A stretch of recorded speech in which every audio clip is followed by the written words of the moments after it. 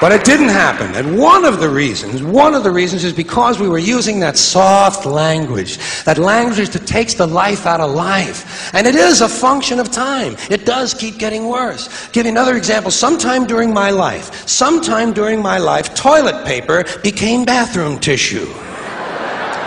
I wasn't notified of this. No one asked me if I agreed with it. It just happened. Toilet paper became bathroom tissue.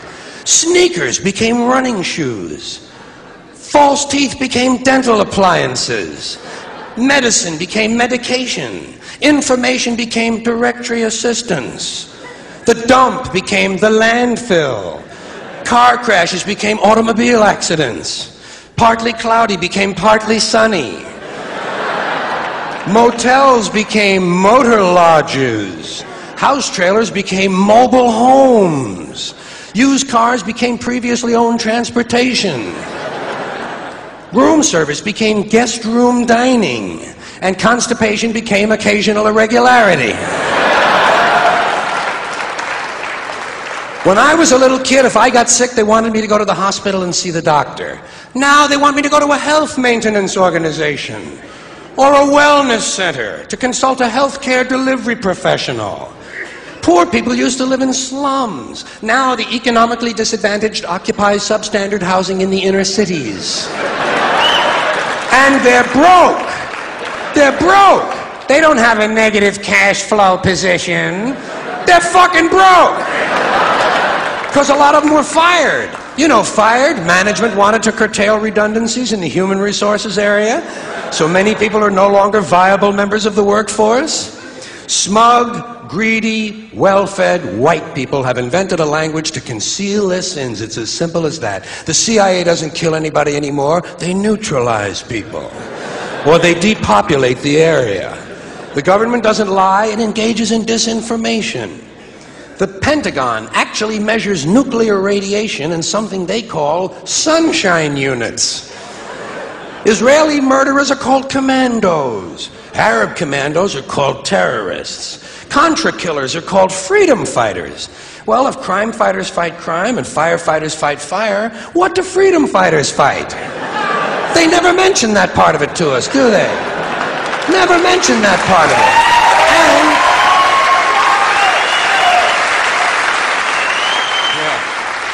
And some of this stuff is just silly. We all know that. Like on the airlines, they say they want a pre-board. Well, what the hell is pre-board? What does that mean? To get on before you get on? They say they're going to pre-board those passengers in need of special assistance. Cripples! Simple, honest, direct language. There's no shame attached to the word cripple that I can find in any dictionary. No shame attached to it. In fact, it's a word used in Bible translations. Jesus healed the cripples. Doesn't take 7 words to describe that condition. But we don't have any cripples in this country anymore. We have the physically challenged. Is that a grotesque enough evasion for you? How about differently abled? I've heard them call that differently abled. You can't even call these people handicapped anymore. They'll say, we're not handicapped, we're handy-capable. These poor people have been bullshitted by the system into believing that if you change the name of the condition, somehow you'll change the condition. Well, hey, cuz, doesn't happen. Doesn't happen.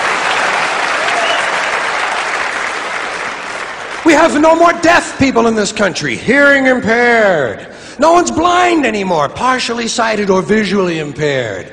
We have no more stupid people. Everybody has a learning disorder.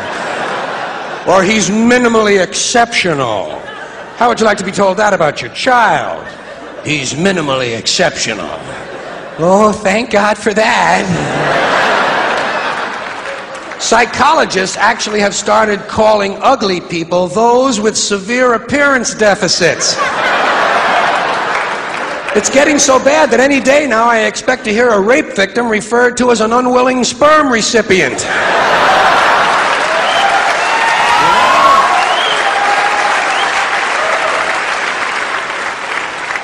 And we have no more old people in this country. No more old people. We shipped them all away, and we brought in these senior citizens.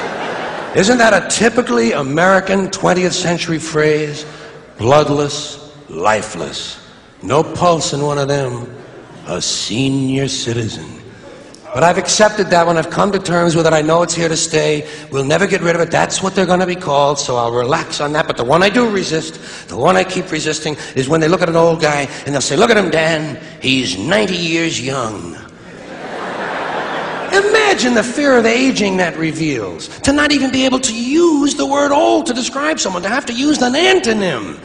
And fear of aging is natural, it's universal, isn't it? We all have that. No one wants to get old, no one wants to die, but we do. So we bullshit ourselves. I started bullshitting myself when I got to my 40s. As soon as I was in my 40s, I'd look in the mirror and I'd say, well, I guess I'm getting older. Older sounds a little better than old, doesn't it? Sounds like it might even last a little longer.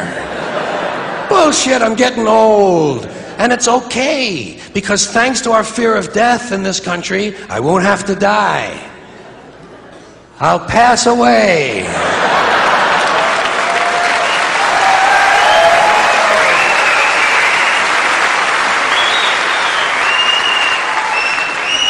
Or I'll expire like a magazine subscription. If it happens in the hospital, they'll call it a terminal episode. The insurance company will refer to it as negative patient care outcome. And if it's the result of malpractice, they'll say it was a therapeutic misadventure. I'm telling you, some of this language makes me want to vomit. Well, maybe not vomit. Makes me want to engage in an involuntary personal protein spill.